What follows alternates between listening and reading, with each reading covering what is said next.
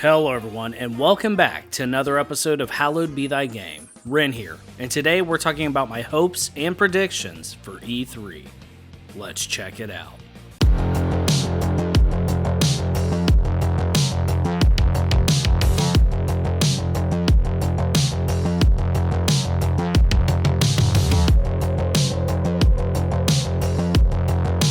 Square Enix.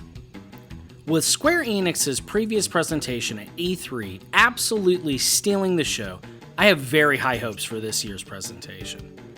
I am so hopeful that we will be seeing a teaser for the Final Fantasy VII Remake Part 2 and more information on the Integrate for Part 1 on the PS5. I am still very happy that Square Enix isn't having to make us buy a whole new game for this improved experience. I know this is not an industry first, but again, I'm so stoked to dive back into Final Fantasy VII Remake with this enhanced version. Now, maybe expecting to see a Part 2 teaser is setting my hopes a little high, but I do think that we will at least see a teaser image, or maybe something that will get our hype train moving so we'll go out and buy the Yuffie DLC. Alongside my hype for the Final Fantasy VII Remake is Final Fantasy XVI. I'd love to see more gameplay systems for this entry. Final Fantasy XVI world and protagonists definitely have caught my attention. I love that the world aesthetic appears to harken back to the medieval high fantasy of the earlier entries. The story appears to be very mature in tone and have the potential for a darker story than I had originally expected. Now, fans of the channel will know that combat and gameplay is king for me, and the flashy looks of the combat definitely tickle that Devil May Cry and Platinum Games itch that I love from my action RPGs. The potential is definitely there for this to be a stellar entry, but I'd love to see a gameplay trailer to show off more of the mechanics of summons and combat. The combat director for Final Fantasy XVI has done a lot of good with Devil May Cry 5, so my hopes are up and I cannot wait. Final Fantasy XVI has my full attention. Now, some may refer to the idea of a Final Fantasy VI remake as being nothing more than a pipe dream, but I genuinely think there is a decent chance for this to happen. Yes, this is more so of a hope than a prediction, but Final Fantasy VI is widely considered one of the greatest in the entire series. However, Forever Entertainment has paired up with Square Enix to remake older games in the extensive backlog. Immediately, titles such as Final Fantasy VI and Chrono Trigger leap out at me. For me personally, my top three I'd love to see remade would be Final Fantasy VI, Chrono Trigger, and Xenogears. I think that these three make the most sense to me personally, however, there is an absurd amount of others that I'd love to see. Let me know down in the comments what three games from Square Enix's backlog you'd want to get the remake treatment for. Final Fantasy VI is my favorite Final Fantasy game and has some of my favorite stories in gaming. With a remake, I would want the original combat system to stay in place, but offer some quality of life improvements to gameplay, traveling, and the UI. In a perfect world, I would love for it to have similar visuals and design to the recent announcement of the Dragon Quest III HD 2D remake. Oh my god, so good. Genuinely gorgeous and timeless visuals that would flourish with Final Fantasy VI. There is no denying that there are other Final Fantasies that are just as deserving of this treatment, so which of the older Final Fantasies would you pick? Here's some of my wilder predictions for Square at E3. Final Fantasy XIV on Switch. Yes, it won't happen, I know it won't happen, but dreams are free at least. Final Fantasy XIV is a major interest of mine. For those of you who may be new to the channel, I actually started out YouTube as a content creator for Final Fantasy XIV. I think it is the best MMO out there right now, and in my humble opinion, it is one of the best Final Fantasy stories that can be experienced, so I'd love to maybe see more. Sega and Atlas.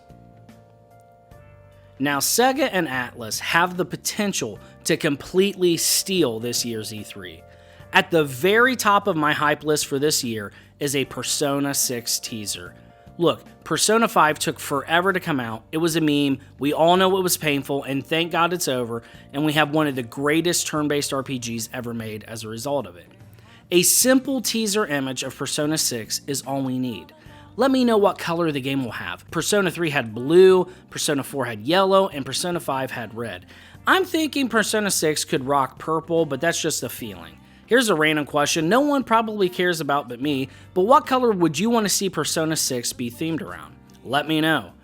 But that teaser I think is all Atlas would need to do to leave that lasting impression at the end of their showcase. On top of a Persona 6 teaser, I think we'll be seeing a lot of Persona-related announcements at their discussion, at least I hope.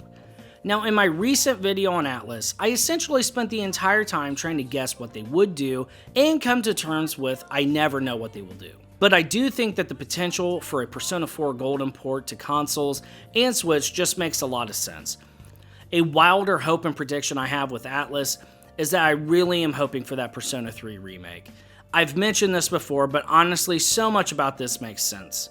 There's a massive fan base for Persona. Persona 3 portable gameplay still holds up.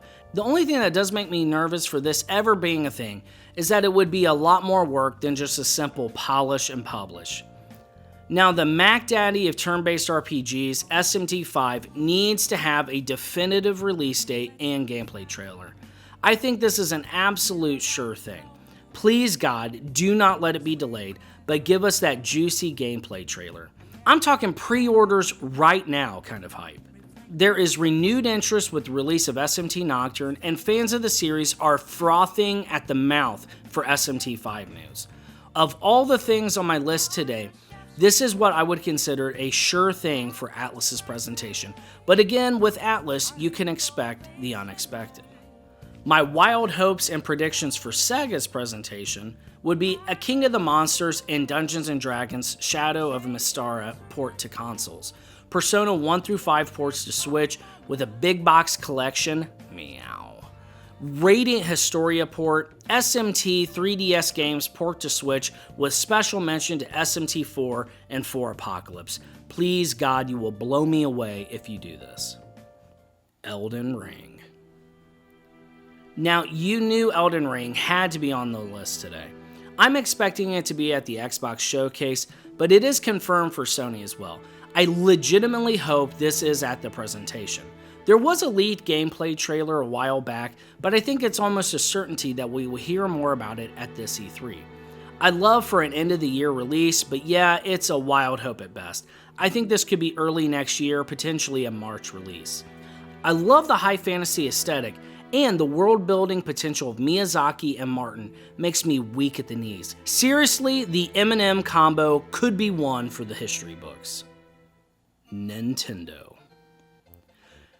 Now for Nintendo, I want to just touch on a couple things at the top of my expectations and hopes list.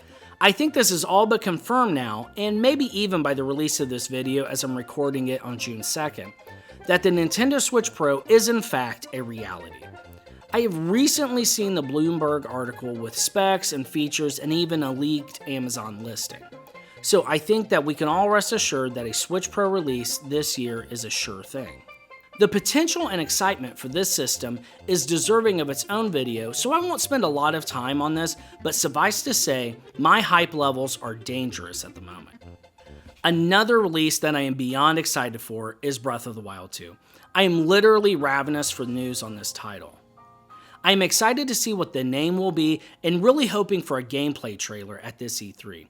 I just recently shared my hopes for the sequel, so after more definitive information releases on what we can expect, I'll be sure to revisit my thoughts on the upcoming sequel to arguably my favorite game of all time.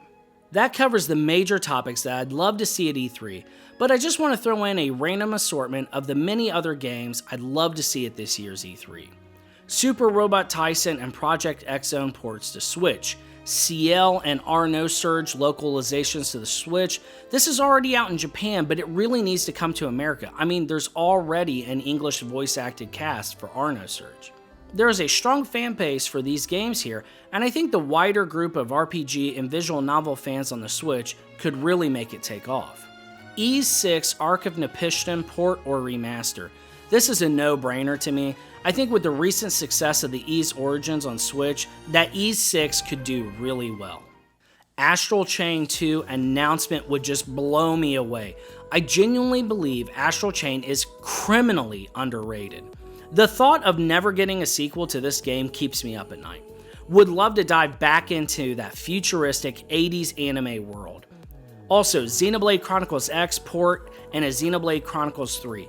Literally, both of these things need to happen ASAP.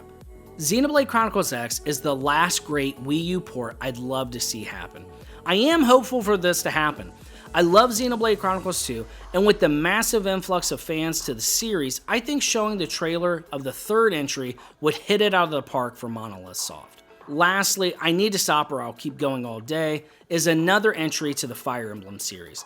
It's been long enough since Three Houses. I need more. Three Houses blew me away, and I am ecstatic at the thought of another entry coming out. Well, there you have it. There's my hopes and predictions for this year's E3. Let me know down in the comments, what games are you looking forward to most at this year's E3? Like this video if you liked it, subscribe and hit that notification bell so we can keep hanging out in the future, and until then, I'll see you all next time.